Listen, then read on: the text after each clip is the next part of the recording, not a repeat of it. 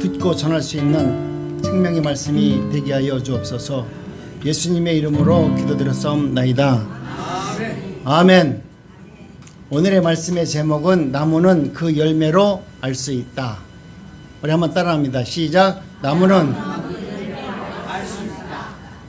무슨 말인지 금방 이해가 되죠? 근데 금방 이해가 됩니다. 우리 어르신들도 이 제목을 들으면 오늘 우리 목사님이 무슨 설교를 할까 대충 감을 잡을 수 있습니다. 요한복음 3장 6절에 보니까 육으로 난 것은 육이요 성령으로 난 것은 영이니 이렇게 말씀해 놨어요. 여러분이 보고 계신 저는 사실 제가 20년 전에 성령을 받기 전에 있던 육신과 지금 내가 이렇게 서 있는 이 육신은 별 차이가 없습니다. 약간 차이가 있다면 주름이 좀 더 생긴 거 외에, 흰머리가 좀 난 거 외에 이 육신은 거의 변함이 없습니다. 내가 하나님의 말씀대로 산다고 하더라도 하나님의 은혜 가운데 완벽하게 변했으면 얼마나 좋겠어요. 그런데 여전히 육신으로 또 생각으로 죄를 짓고 살 수밖에 없는 연약한 존재입니다. 그런데 성령으로 난 것은 죄를 지을 수가 없느니라. 성령이 나에게 허락하신 그 성령께서 나에게 행하셨던 그런 일 안에는 내가 죄를 지을 수가 없느니라. 성령으로 난 것은 썩어지지 않기 때문에 그래요. 성령으로 함께 했던, 성령과 함께 일하였던, 성령과 함께 섬겼던, 성령과 함께 사랑했던 이것은 모두가 다 진실이다. 거기에는 거짓이 없다. 거기에는 반드시 하나님께서 우리에게 주신 성령의 열매를 맺을 수 있는 은혜가 능력으로 담겨져 있다. 이 말씀이거든요. 만약 여러분 중에서 구원을 받지 못해서 지금 지옥으로 가는 사람이 있다라고 하면 여러분에게 가장 필요한 것은 거듭난 인생입니다. 그리고 가장 불쌍한 것은 세상에서 예수를 몰라서 불쌍한 것이 아니라 오면서도 잠깐 권사님이랑 얘기했지만 예수를 믿는다고 하면서도 내가 천국까지 못하는 사람이 어쩌면 가장 불쌍한 사람이에요. 왜 그러냐면 내가 예수를 믿는다고 하면서 올바로 믿지 못해서 나는 그것이 예수님의 말씀인 줄 알고 그게 진리의 길인 줄 알고 그렇게 따라갔는데 가다 보니까 그 길이 지옥의 길이라면 예수를 믿고 지옥 가는 사람이 얼마나 불쌍해요. 오히려 예수를 안 믿는 사람 같으면 마지막 때 구원받을 그런 은혜라도 있을 건데 예수를 믿는다고 하면서 어긋난 길로 걸어가다 보면 돌이킬 수 있는 시간이 없습니다. 그렇기 때문에 저와 여러분들에게 지금 가장 필요한 것은 바로 거듭난 인생으로 살아가는 것입니다. 만약 여러분이 구원받은 사람이라면 지금 하나님께서 나를 부르신다 할지라도 여러분은 불쌍할 거 하나 없잖아요. 내가 천국으로 가기 때문에. 이것이야말로 놀라운 큰 축복이 아니겠습니까?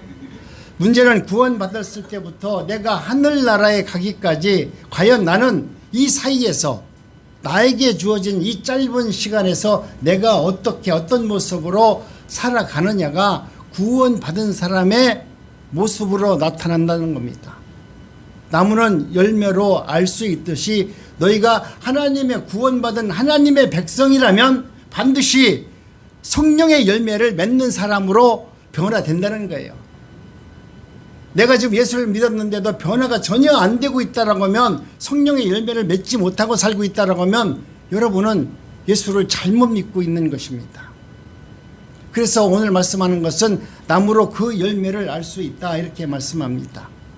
오늘 우리는 이 사이에서 하나님이 내게 주신 구원의 은혜를 받은 이 은혜와 내가 앞으로 살아갈 내 여생 가운데 내가 구원받은 하나님의 백성으로서 어떻게 살아나가야 될지에 대해서 말씀을 드리려고 합니다.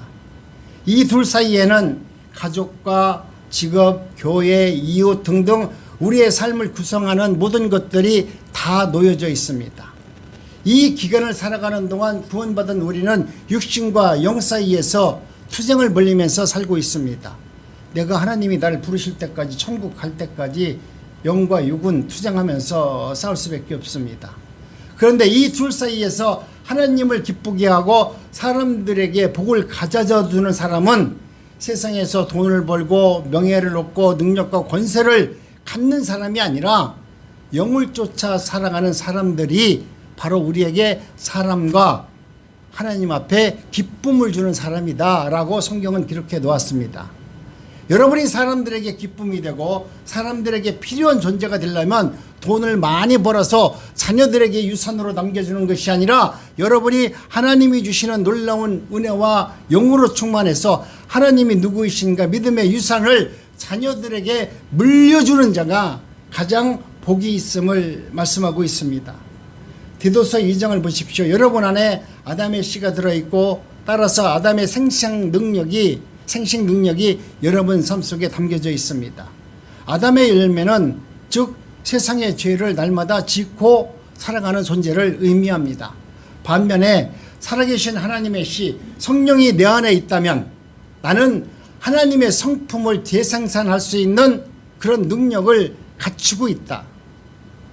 내 안에 성령이 와 계시다고 하면 우리 예수님이 나를 사랑했듯이 나를 구원해 주셨듯이 나를 용서해 주었듯이 나를 모든 마음으로 품어주셨듯이 그런 마음과 생각과 행동이 내 안에 들어있다는 거예요. 이런 것을 생산해내서 예수님과 같이 그러한 삶을 살아가는 자가 복이 있느니라. 이것이 하나님이 우리를 구원해 주신 하나님의 자녀들의 근본적인 삶의 모습이라는 거예요. 우리는 하나님 은혜 받았습니다. 하나님 할렐루야 감사를 하는데 그것이 정말 세상 사람들이 생각할 때 아이고 나는 권사님의 그 아름다운 모습을 보고 정말로 은혜 받았습니다. 권사님의 삶을 본받기를 원합니다. 그런 말을 들을 수 있어야 된다는 거예요. 우리는 예수님의 말씀을 들으면 아멘 할렐루야 그 말씀을 믿습니다. 말은 뻔듯하게 자다르지만은 실제로 내가 그 모습을 예수님 같은 그 은혜를 받아서 그렇게 변화가 된 사람이라면 그런 모습이 내 삶 속에서 흘러 넘쳐서 세상 사람들이 볼 때 아이고 우리 권사님, 전도사님, 집사님, 목사님 아이고 정말 존경합니다. 참 은혜가 충만하십니다. 당신의 삶을 본받기를 원합니다. 이런 말을 들어야 되죠. 여러분이 그런 말을 못 듣는다고 하면 예수를 잘못 믿는 거예요. 오늘 우리는 하나님께서 오늘 우리에게 하신 말씀이 그 말씀이에요. 나무를 보고 그 열매를 알 수 있다는 것은 네가 정말 예수 그리스도를 나의 구주로 믿었느냐? 그리고 아멘을 했느냐? 그리고 그분의 삶을 본받기를 원하느냐? 그렇다면 너희의 삶 속에서도 예수님의 모습이 흘러 넘쳐야 되느니라. 그것을 보고 사람들이 예수를 믿기를 원하고 교회에 가기를 원하고 하나님을 찬양하기를 원하는 그런 사람들이 내 삶 속에서 이루어지기를 하나님은 원하고 있다는 것입니다. 아멘. 과일과 채소를 어떻게 분별합니까? 과일 속에는 열매 속에는 씨가 있습니다. 그러나 채소 속에는 씨가 없습니다. 열매를 맺는 과일나무에는 열매의 씨가 담겨져 있잖아요. 과일의 나무가 담겨져 있잖아요. 그래서 오렌지는 오렌지 씨가 담겨져 있고 메론에는 메론 씨가 이렇게 담겨져 있습니다. 그렇다면 우리 안에는 아담을 생산할 수 있는 능력과 살아계신 하나님의 아들을 생산할 수 있는 이 능력이 두 가지가 내 안에 담겨져 있어요. 그것을 여러분 믿습니까? 내 안에는 세상의 정욕을 따라가는 사탄이 내 안에 하나 있고 또 하나는 하나님의 말씀대로 하나님께서 원하시는 삶을 살기를 원하는 성령이 내 안에서 내주하고 계시다. 우리는 이 두 가지 중 어떤 것이든지 생산해낼 능력이 나에게 있습니다. 그러니 여러분 오늘 우리는 하나님의 은혜 가운데 나는 과연 어떻게 살 것인가 누구한테 달려있느냐 내가 하나님의 은혜를 받은 자라면 하나님의 말씀대로 살아갈 수 있습니다. 디도서 2장 11절에 보니까 이는 구원을 거저다 두시는 하나님의 은혜가 모든 사람에게 나타나 하나님의 은혜를 구원을 받은 우리들은 구원받은 은혜자의 삶이 하나님의 은혜로 우리의 삶 속에서 나타난다는 거예요. 내가 구원을 받았습니다. 내가 하나님의 은혜를 받았습니다. 이런 모습들이 내가 일부러 내가 기도 많이 하는 것처럼 목소리를 하지 않아도 내가 아무 소리를 하지 않더라도 내가 조용히 묵상으로 기도한다 할지라도 그 모습 속에는 하나님이 놀라운 은혜와 능력이 담겨져 있음을 지금 말씀하고 있는 것입니다. 11절 말씀을 보면 구원 전 우리의 모습에서 구원으로 넘어오는 단계를 우리에게 보여주는데, 디도서 2장 13절에 보면 이렇게 말씀합니다. 복스러운 소망과 우리의 크신 하나님의 구주 예수 그리스도의 영광이 나타나심을 기다리게 하셨으니, 이렇게 말씀합니다. 놀라운 말씀이 아닐 수 없습니다.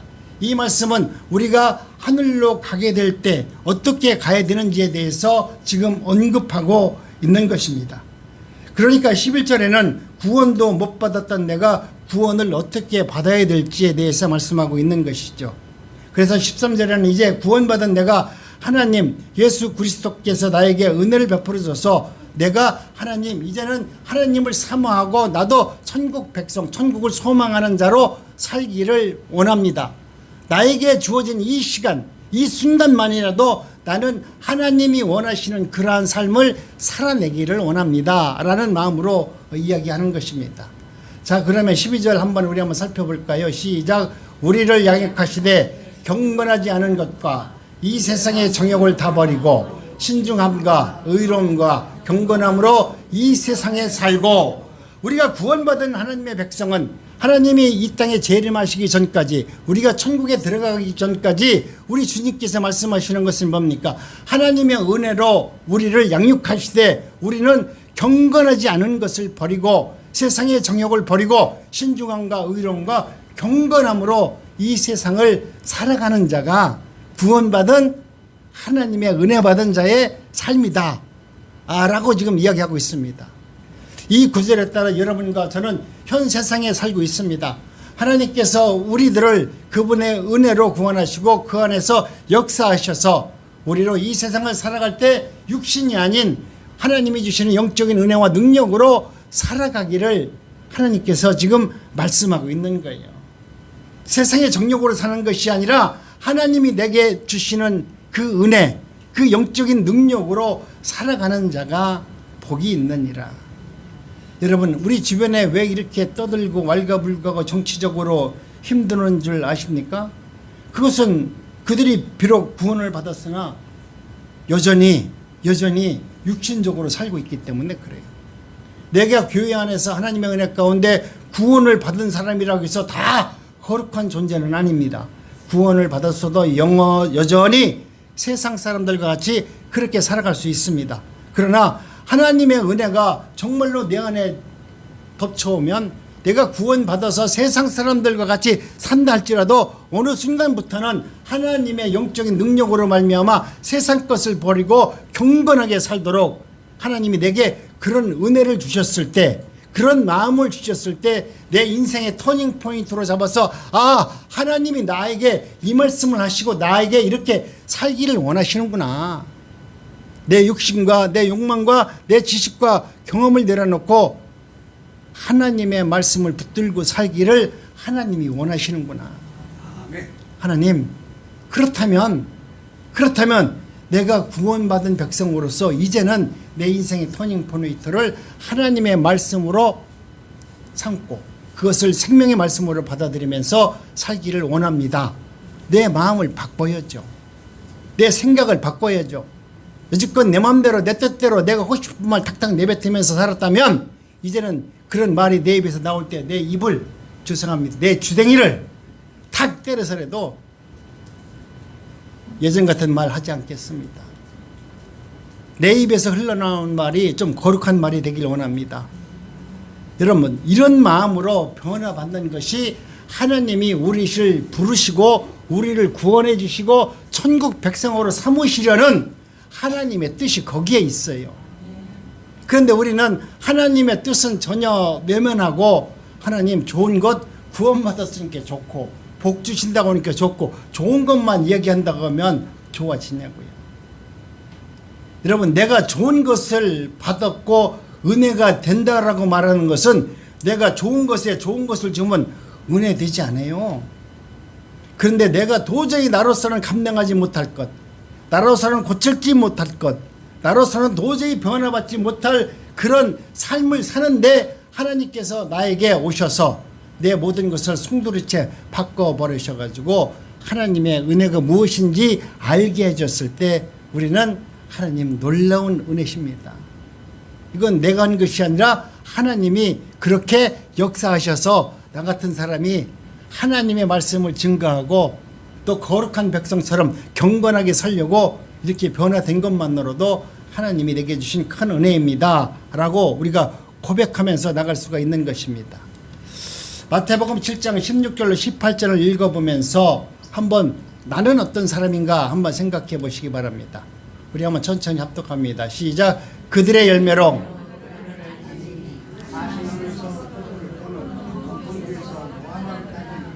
이와 같이 좋은 나무마다 아름다운 열매를 맺고 못된 나무가 나쁜 열매를 맺나니 좋은 나무가 나쁜 열매를 맺을 수 없고 못된 나무가 아름다운 열매를 맺을 수 없느니라.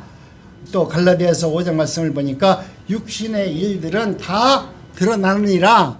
너희들이 아무리 가증스럽게 입으로는 미사오고를 동원해서 하나님을 찬양합니다. 아이고 권사님 사랑합니다. 입으로 아무리 너희들이 얘기한다고 할지라도 우리 마음을 감찰하시는 하나님은 내가 지금 무슨 뜻으로 하려고 하는지 안다 이거예요. 사기꾼들이 말은 더 잘해요. 사기꾼들이 말하면 꼭 믿어주게 말합니다. 사기꾼들이 말하면 믿어지지 않으면 사기를 당하지 않아요 사람들이. 근데 사기꾼들이 이야기하면 논리가 청연해요. 이거 안 하면 안 될 것 같아요. 약장사가 약을 파는데 이 약을 안 먹으면 나는 바보일 것 같아. 이 약을 먹어야 내가 꼭 치료받을 것 같아. 에? 그들은 사기치는 사람들은 모든 사람들의 마음을 홀딱 뺏어가지고 이거 안 사고 이거 안 먹으면 나만 바보고 나만 뒤떨어진 사람인 것처럼 그렇게 만들어서 그런 일을 합니다. 여러분 말 잘한다고 훌륭한 사람이 될 수는 없습니다. 하나님의 말씀 가운데서 오늘 우리는 영적이고 은혜로운 사람은 여러분 말을 많이 하지 않고 아름다운 삶이 드러나게 되어 있습니다. 본문의 제목처럼 나무는 그 열매를 알 수 있다는 말씀에 따라 씨앗을 심을 때는 그 나무가 무엇인지 잘 몰라요. 내가 예수를 믿는다고 말할 때 그분이 예수를 처음 믿고 교회를 다닐 때 그분이 어떤 열매를 맺는지 잘 몰라요. 그런데 내가 집사가 되고 권사가 되고 장로가 되고 교회 안에서 하나님의 말씀대로 점점 영웅케 가는데도 처음 봤던 그 성도의 그 모습대로 그대로 있다라고 하면 하나님이 오늘 말씀하신 것처럼 너는 원래부터 선한 열매가 아니다. 네가 예수를 믿는다고 고백하지만 어떻게 그 안에서 흘러나오는 것은 결코 하나님이 원하시는 성령의 열매가 아니라 나쁜 열매를 맺는 그런 삶을 살고 있느냐. 하나님은 끊임없이 우리에게 말씀으로 교훈하면서 책망하는 것입니다. 여러분들이 이 말씀을 들을 때 내가 지금 선한 열매를 맺지 못해서 하나님의 말씀대로 살지 못해서 정말 나는 죄인입니다 라고 하는 애통한 마음이 있어야 그나마 돌이킬 수 있는 은혜자가 될 수 있어요. 그런데 이 말씀을 듣고 꼭 기분 나쁘게 꼭 나한테 하는 얘기네 이렇게 말 들으면 여러분 돌이킬 기회조차 없는 겁니다. 이 말씀을 성령의 음성으로 듣지 않고 목사님이 괜히 나한테 기분 나쁘니까 하시는 말씀이다 이렇게 이야기 들으면 여러분은 영원히 하나님의 말씀을 들을 수 있는 영적인 은혜자가 되지 못할 수 있습니다. 그렇기 때문에 저와 여러분들은 하나님의 은혜자로 살아가려고 하면 반드시 성령의 열매로 좋은 열매를 맺는 사람으로 변화되어서 하나님의 뜻을 이룰 수 있는 은혜가 있기를 원합니다. 우리가 하나님의 뜻에 순종하여 그분의 삶이 내 안에서 역사하기 시작하면 저와 여러분들은 선한 열매를 시작할 수 있고 맺을 수 있습니다. 기회는 있습니다. 내 생명 끝나기 전에 지금에서부터라도 나에게 나쁜 습관, 나쁜 언어를 사용하고 나쁜 삶을 살아왔다라고 하면 하나님 오늘 이 말씀이 하나님께서 나에게 주신 절호의 변화시킬 수 있는 인생 터닝 포인트로 나에게 주시는 생명의 말씀으로 삼아서 내 자신을 변화시킬 수 있는 생명의 말씀이 되기를 원합니다. 야고보서 3장 6절로 8절을 우리 한번 봅니다. 시작. 혀는 곧 불이요 불의 세계라. 혀는 우리의 지체 중에서 온몸을 더럽히고 삶의 수레바퀴를 불사르나니 그 사르는 것이 지옥불에 나느니라. 여러 종류의 짐승과 새와 벌레와 바다의 생물은 다 사람이 길들일 수 있고 길들여 왔거니와 혀는 능히 길들일 사람이 없으니 쉬지 아니하는 약이요 죽이는 독이 가득한 것이라. 아멘. 여기서 보니까 뭐라고 말합니까? 세상의 모든 것은 사람이 다스릴 수 있대요. 벌레도 다스릴 수 있고 개도 다스릴 수 있고 뭐 심지어 뱀도 다스릴 수 있고 다 다스릴 수 있대요. 그런데 정말 내 안에 있는 이 혀 하나는 내가 전혀 다스릴 수 없대요. 이 혀를 다스리지 못하면 여러분 독이 가득한 것입니다. 이 말씀에 따르면 아담의 후손들은 그 누구도 혀를 길들일 수 없느니라. 구절에 보면 혀는 하나님을 찬송하니까 얼마나 좋아요. 이 혀로 하나님을 찬송합니다. 사랑합니다. 축복합니다. 은혜 받았습니다. 내가 당신을 잘 섬기겠습니다. 그러면서 아름다운 말로 그분을 위로하고 그들에게 생명의 말씀을 전하는 이 놀라운 이 혀가 어느 순간에는 사람을 죽이는 독이 됐잖아요. 네가 나한테 그랬어? 그러면 나는 내가 따따블 고수톱으로 쓰리고를 쳐서라도 내가 갚을 거야. 하나님 나에게 쓰리고를 킬 수 있는 능력을 주세요. 그렇게 혹시 기도하지 않나요? 이 혀가 그런 능력이 있어요. 여러분들이 능력이 없다라고 말하는데 여러분이 가지고 있는 지금 이 혀는 사람을 죽이기도 하고 살리기도 하는 능력이 이미 여러분은 내 입속에 넣고 있다니까요. 그런데 뭐라고 말하냐면 하나님 나는 능력이 아무것도 없어요. 왜 없어요? 능력이 차고 넘치지. 그 능력으로 여지껏 사람을 죽이는 데만 사용했지. 사람을 갖다 조롱하고 핍박하고 욕하는 데만 사용했지. 비판하고 남들이 잘못된 것만 사용했지. 이것은 가르쳐주지 않아도 이 혓바닥은 얼마나 잘 돌아가는지 몰라요.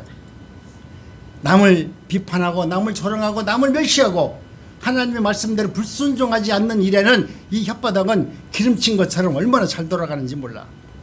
그런데 거룩한 하나님의 말씀을 증거하고 하나님의 말씀대로 살기를 원하는 그 생명의 말씀을 증거하는 데는 왜 이렇게 뻑뻑합니까? 이거 기름칠해도 안 돌아가네. 너무나 힘들어요. 여러분 어떻습니까? 여러분 이제는 하나님께서 주시는 여러분의 내 입속에 담겨져 있는 이 세치의 혀를 잘 다스리시기 바랍니다. 야고보서 3장 10절에 보니까 이렇게 말씀합니다. 한 입에서 찬송과 저주가 나오는도다. 내 형제들아 이것이 마땅치 아니하리라 그랬습니다. 내 입에서 거룩한 하나님을 찬송하고 돌이켜서는 옆에 보면서 이거 왼수가 또 옆에 와 있네. 그런다면 여러분 그 입이 아름다운 입이냐 이거예요. 하나님을 찬송했다면 내 옆에 있는 분을 찬양할 수 있어요. 당신은 참 귀한 사람이다. 이 추운 날 다른 데 안 가고 아랫목에서 누워 있어야 되는데 그래도 춥다라고 하면서도 옷을 끼얹고 꾸역꾸역 하면서 하나님의 말씀에 생명의 말씀을 듣기를 원해서 이 자리에 왔다면 그 생명의 말씀을 듣고 변화를 받지 못하면 왜 왔냐 이거예요. 그냥 아랫목에 누워 있지. 그게 훨씬 편하잖아요. 그것이 하나님의 뜻이라면 그렇게 해야죠. 근데 하나님이 꾸역꾸역 이렇게 추운데도 이곳에 나를 불러 놓았다면 하나님은 나에게 기회가 있기 때문에 이곳으로 나를 불러주신 거 아니겠습니까? 그동안 못했다면 이제는 한 번쯤 변화되어서 선한 열매를 맺을 수 있는 사람으로 만들기 위해서 하나님이 이 추운 날 이렇게 힘든 날 이곳에 부르셔서 생명의 말씀을 듣게 하셨구나.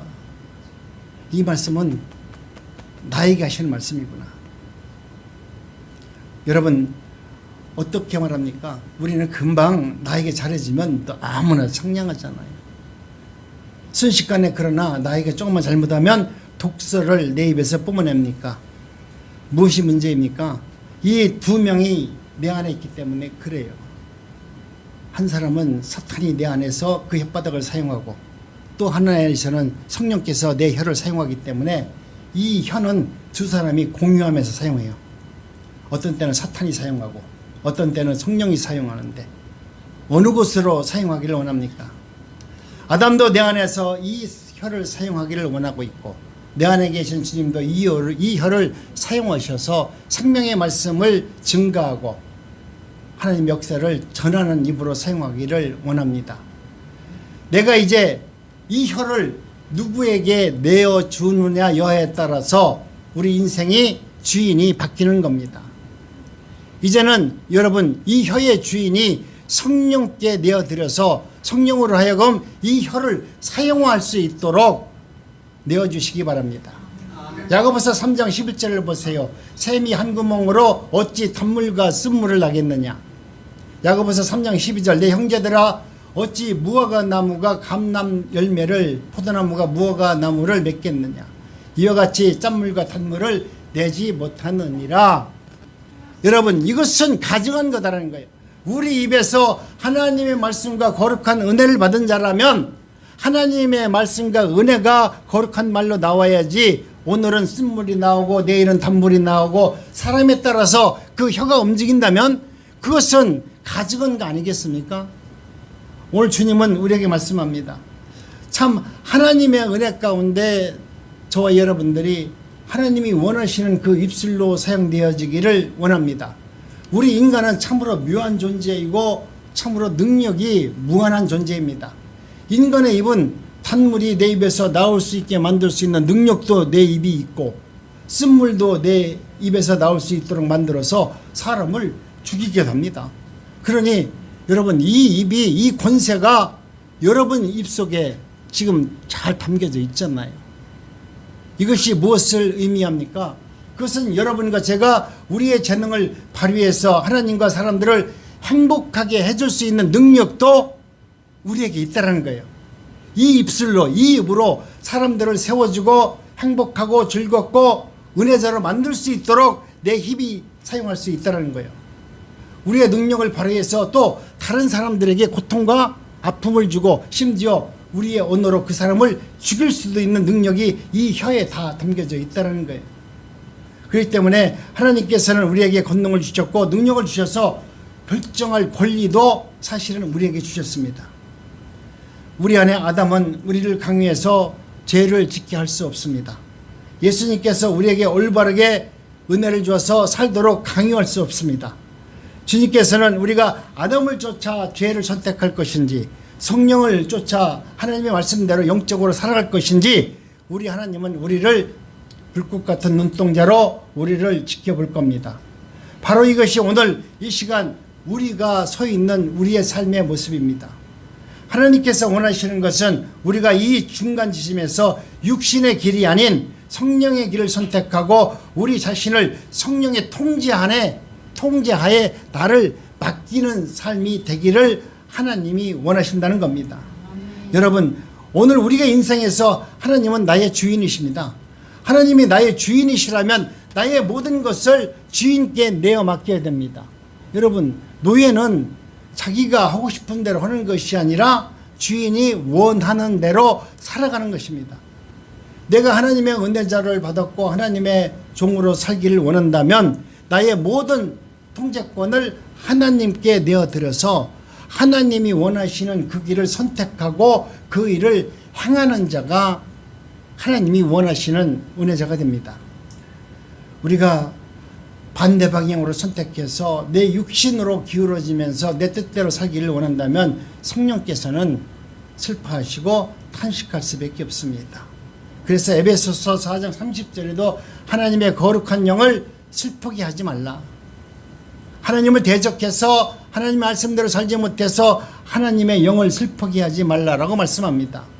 그렇지 않으면 성령께서 나의 아담의 성품에 통제권을 넘겨주셔서 그로 인해서 우리가 영원히 구원받지 못할 가장 불쌍한 존재가 된다는 것을 성경은 기록해 놓았습니다. 우리는 우리 자신의 몸을 주님께 드려서 주님께서 우리를 통제하도록 올바르게 살 수 있도록 살아가는 것이 하나님의 뜻입니다. 반대로 통제권을 육신에게 내어주어서 육신의 일을 도모하면서 산다는 것은 여러분 우리는 알고 있듯이 그것이 죄악된 길이라는 것을 알고 있습니다.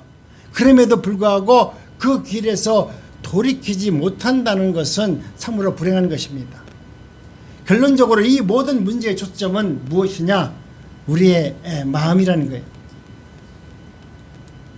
오늘 우리는 살면서 이것은 어쩔 수가 없습니다 라고 이야기하지만 여러분 결론적으로 모든 것은 우리의 마음에 달려 있음을 성경은 말하고 있습니다.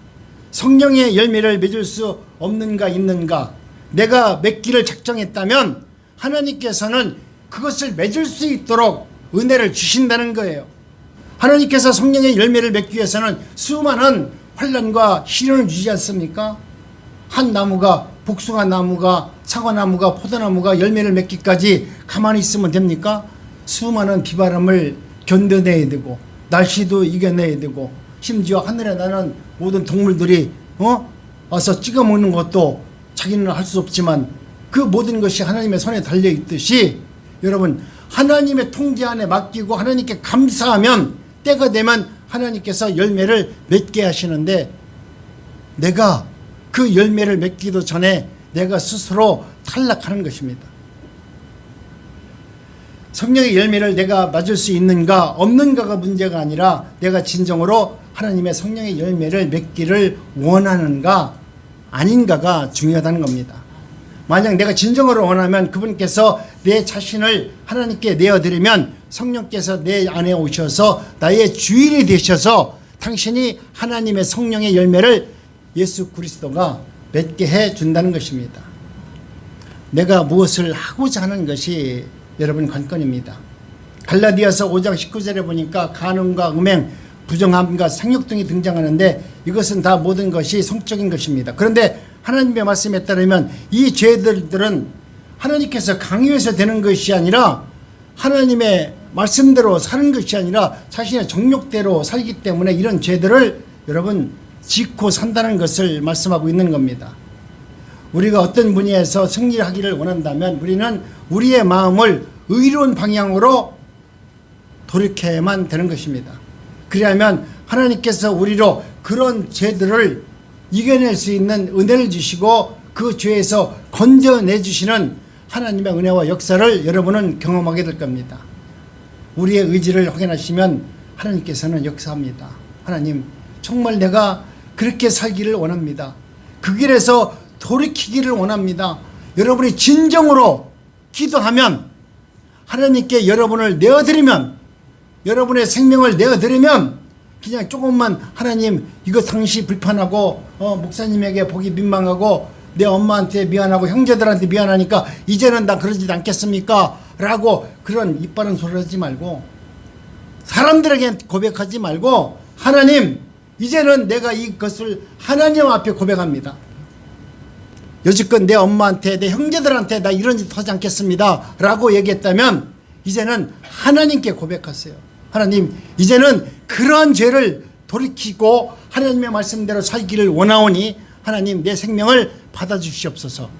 하나님께 내 생명을 내어드리면 하나님께서 우리들에게 은혜를 베풀어 주셔서 그 일을 능히 감당할 수 있는 은혜를 부어주십니다.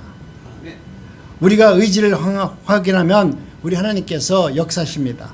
20절에 보니까 우상 숭배와 마법이 등장하는 이 모든 것은 영적인 죄들입니다. 이런 죄들을 우리가 강요할 수 있습니까? 이것은 내 안에 있는 죄가 그렇게 하도록 나를 이끌어 가는 것입니다. 우리 주변에서 우상 숭배나 마법, 이상한 은사주의나 약장사들이 있는데 여러분, 그것을 누가 가라고 해서 갑니까? 내 의지로 가는 것이죠. 내 의지로 가서 내가 그렇게 함정에 빠져들어서 그렇게 죽어가는 것입니다. 이것은 내 선택이에요. 그렇다면 요즘 하나님의 은혜 가운데 시대의 사기극을 얼마 전에 요즘에 텔레비에 전창조 이렇게 나오잖아요. 이런 거 봐도 뭡니까? 서로가 사기꾼 같은 마음들이 있으니까 그런 짓들을 하는 것이잖아요. 그렇게 일확천금을 꾸지 않았으면 그런 행동을 쉽게 할 수 없습니다. 여러분, 이제는 하나님의 은혜 가운데 오늘 우리에게 말씀하시는 것은 계속해서 하나님은 이렇게 말씀합니다. 죄는 술 취함과 흥청됨과 이와 같은 것들이라. 하나님은 오늘 우리들에게 말씀하는데 오늘 우리들로 하여금 저와 여러분들이 바로 흥청함과 술 취함에 있음을 말합니다. 여기서 꼭 술을 먹고 취한다는 것이 아니라 하나님의 말씀대로 살지 않고 세상의 시류에 따라서 이렇게 저렇게 흘러가는 것을 의미합니다. 어떤 분이 저에게 말씀합니다. 참, 술이 문제다. 술이 문제다. 저분은 술만 안 먹으면 천사고 참으로 훌륭하다 그래요. 여러분, 마약의 문제도 그런 거 아닙니까? 마약하는 사람들이 왜 마약합니까? 자기가 선택해서 하는 거예요. 그 마약이 통제할 수 없는 거라고 이야기하지만, 중독이라고 말하지만, 중독에서 헤어나오는 사람도 없다라고 하면, 중독은 헤어나와서 그렇게 할 수 없다라고 하면 중독자는 다 그렇게 살 수밖에 없죠. 근데 중독자도 다 헤어나왔거든요. 그렇다면 이제는 내가 하나님의 은혜를 받은 자라면 선택할 수 있어야 돼요. 더 이상 내가 술과 마약 같은 것에 내 마음과 생각과 내 생명을 뺏기지 않고, 이제는 성령이 나에게 주는 성령에 취해서 하나님의 말씀으로 내가 살기를 원합니다. 세상의 쾌락주의로 빠지는 것이 아니라 하나님이 주시는 의의 열매를 먹고 하나님께서 주시는 생명으로 내가 살기를 원합니다 라고 이야기하면서 고백하면서 살아가는 자가 복이 있는 것입니다. 어떤 분은 저에게 이렇게 말한 것이죠. 이제 반대쪽으로 한번 살펴보면 이런 것입니다. 22절에 보니까 사랑과 희락이 나옵니다. 흥미로운 건 앞서 살펴본 간음과 음행과 반대되는 것이 사랑이라고 하나님께서 대비해 놓으셨습니다. 하나님께서는 단순히 내가 너를 사랑하노라 라고 말씀하신 것이 아니라, 하나님께서 당신의 외아들이신 예수 그리스도를 십자가에 내어주면서까지 내가 너희들을 사랑한다, 내 아들을 죽이면서까지 너희들의 원죄를 해결하기 위해서 내 아들을 십자가에서 죽음의 자리까지 내어주면서 나는 너희를 사랑한다 라고 온몸으로 표현하셨잖아요. 여러분도 하나님의 은혜를 받은 자라면, 또 그렇게 살기를 원하신다면, 여러분도 여러분의 생명을 십자가에 못 박아야 돼요. 세상은 온통 더러운 것들에 대해서 이야기하고 있지만, 하나님께서는 그보다 더 훌륭하고 좋은 것이 있느니라. 아무리 세상이 더럽고 아무리 멸망이 온다 할지라도 하나님께서는 그보다 더 좋은 것이 있느니라. 내게는 영원한 기쁨이 있고 영원한 생명이 있고 영원한 화평이 있는 능력이 내 안에 있느니라. 사탄은 우상과 마법과 증오를 우리에게 가져다 주지만, 나는 그보다 훨씬 더 좋은 화평을 너희에게 주기를 원하노라. 사람은 우상 숭배와 마법과 증오를 가져다 주지만 나는 그보다 훨씬 더 좋은 화평을 주기를 원하노라. 하나님은 끊임없이 우리에게 새 생명을 주기를 원합니다. 종교인들이 섬기는 신은 종교인들을 죽음으로 협박하고 위협해서 너희들이 이거 안 하면 복 못 받는다, 11조 안 하면 큰일 난다, 여러 가지 방법으로 급박하지만, 여러분, 우리 예수 그리스도는 그런 분이 아니십니다. 예수님께서는 우리를 두렵게 만드는 것은 자신의 몸에 지니고 있는 십자가를, 우리가 두렵게 생각하고 있는 모든 문제를, 우리가 죽음을 이길 수 없는 그 죽음까지도 온몸에 짊어지고 십자가에서 죽으셨습니다. 이제 우리에게 두려움이 아닌 오래 참음과 부드러움과 선함을 우리에게 주기를 원하시는 하나님의 사랑과 은혜가 있습니다. 성령께서 우리를 사로잡아 성령의 통제 안에 두시고 우리가 원하는 그 하나님의 은혜 가운데 살아가기를 하나님은 오늘도 원하고 있습니다. 여러분, 저는 하늘나라에 가기까지 아담처럼 죄의 범죄 안에 살 수도 여러분이 있습니다. 그러나 선택하시기 바랍니다. 이제는 하나님, 내가 죄 속에서 사는 것이 아니라 이제는 돌이켜서 하나님의 뜻 가운데 살기를 원합니다.